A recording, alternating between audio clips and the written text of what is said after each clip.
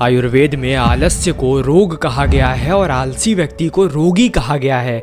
आप अपने जीवन में 100, 50, 1000 कामों की आपके जीवन में पूरी लिस्ट भरी पड़ी है।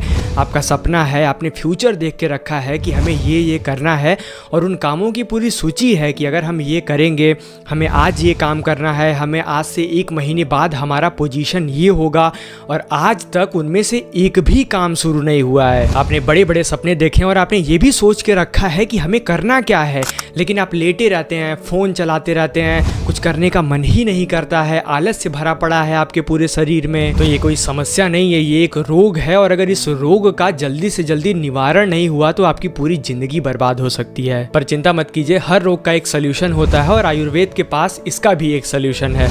बस आप इस वीडियो को पूरा ध्यान से देखिएगा। हम बहुत शॉर्ट में और बहुत आसान तरीके से आपको आलस्य से कैसे निपटना है हम आपको समझा देंगे। आयुर्वेद में आलस्य को एक रोग माना गया है और ये तब बढ़ता है जब शरीर में विषाक्त पदार्थ अमा की अधिकता होने लगती है और कफ दोष बढ़ने लगता है। जब आपके शरीर में पाचन शक्ति कमजोर हो जाती है, धीरे हो जाती है, तो आपके शरीर में अमा यानी कि विषाक्त पदार्थों की संख्या और उनकी मात्रा बढ़ने लगती है। आचार्य चरक ने लिखा है कि फिर ऐसे व्यक्ति में आलस्य, थकान, सुस्ती ये सारी चीजें बढ़ने लगती हैं और वो व्यक्ति सिर्फ शारीरिक रूप से नहीं बल्कि मानसिक रूप से भी भारी महसूस करता है। आज की भाषा में कहें तो ये एक ऐसी स्थिति है जब आपका न्यूरो एनर्जी सिस्टम लो मोड में चला जाता है। लो डोपामिन, पुअर मेटाबॉलिज्म और डिस्टर्बिंग स्लीप ये तीनों मिलाकर आलस्य पैदा करते हैं या एक मेंटल फॉग क्रिएट कर देते हैं जिसके कारण आलस्य आता है। भगवान श्री कृष्ण अर्जुन से कहते हैं, तमसत्व ज्ञानजम विद्धि मोहनम सर्वदेहिनाम प्रमाद आलस्य निद्रा भिस्त्रब्धाति भारत। अर्थात हे भारत, जान लो कि तमोगुण अज्ञान से उत्पन्न होता है, वह प्रमाद, आलस्य और निद्रा के द्वारा जीव को बांधता है। यहाँ पर 3 शब्द हैं, प्रमाद, आलस्य और निद्रा, जो आपकी ऊर्जा को बांधने का काम करते हैं। प्रमाद यानी कि हीडलेसनेस, जब व्यक्ति जानता सब है पर करता कुछ नहीं है। आलस्य यानी कि रेजिस्टेंस, जब शरीर सक्षम है लेकिन कहता है कि छोड़ो कल कर लेंगे। निद्रा यानी कि अनकॉन्शियसनेस, जब व्यक्ति भीतर की चेतना से डिस्कनेक्ट हो जाता है। और तमोगुण की यही शक्ति है, ये बुद्धि को कुंद करता है,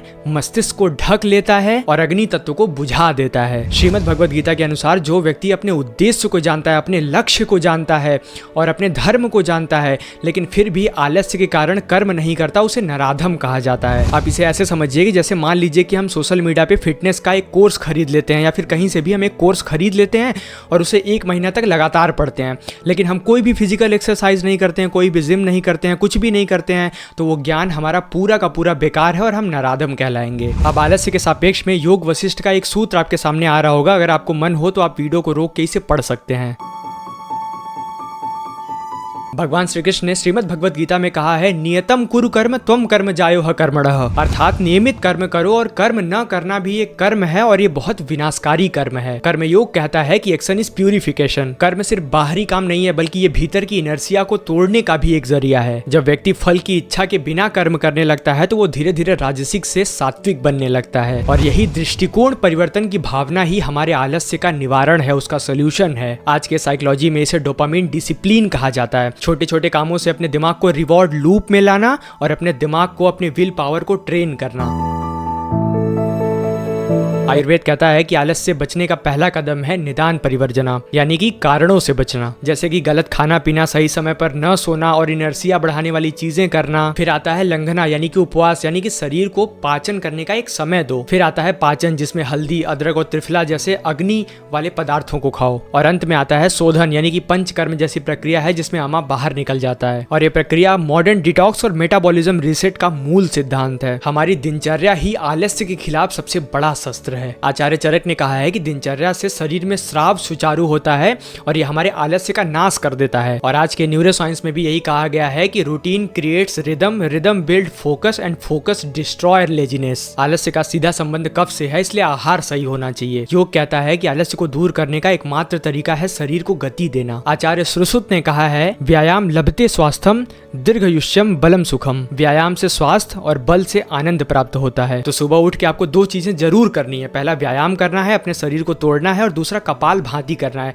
कपाल भाती एक ऐसा प्राणायाम है जो आपके शरीर में ज़्यादा से ज़्यादा ऑक्सीजन, आपके ब्रेन तक ज़्यादा से ज़्यादा वाइब्रेशन और ऑक्सीजन पहुंचाने का काम करता है। यही वो तकनीक है जिसे आज मॉडर्न ब्रीदिंग थेरेपी कहा जाता है। अब आयुर्वेद में कुछ जड़ी बूटियां ऐसी भी हैं जो सीधे काम करती हैं हमारे आलस्य पे, जैसे अश्वगंधा जो स्ट्रेस और थकान घटाती है, ब्राह्मी जो फोकस और क्लियरिटी बढ़ाती है, तुलसी जो कि ऑलराउंडर औषधि है, त्रिफला, शतावरी, शिलाजीत जो डिटॉक्स और विटलिटी बढ़ाने के लिए सबसे उत्तम है। ये जड़ी बूटियां औषधि की तरह काम करती हैं जो हमारे दिमाग पर सीधा प्रभाव डालती हैं और आलस्य को खत्म करती हैं। योग कहता है कि जब हमारी एनर्जी ऊपर की तरफ नहीं बढ़ती है तो वो एक इनर्शिया क्रिएट कर देती है, वो आलस्य हमारे शरीर में पैदा कर देती है। अब इसे दूर करने के लिए आपको योग, प्राणायाम, व्यायाम यही सब करना होगा। तो आशा करते हैं कि अब आप इन सभी चीज़ों का ध्यान में रखते हुए इन सभी चीज़ों का पालन करेंगे और आप आलस्य से लड़ पाएंगे और अपने जीवन में कुछ कर पाएंगे, अपना लक्ष्य हासिल कर पाएंगे। अगर आपको और किसी विषय पर वीडियो चाहिए तो आप कमेंट करके ज़रूर बताइएगा। हर हर महादेव।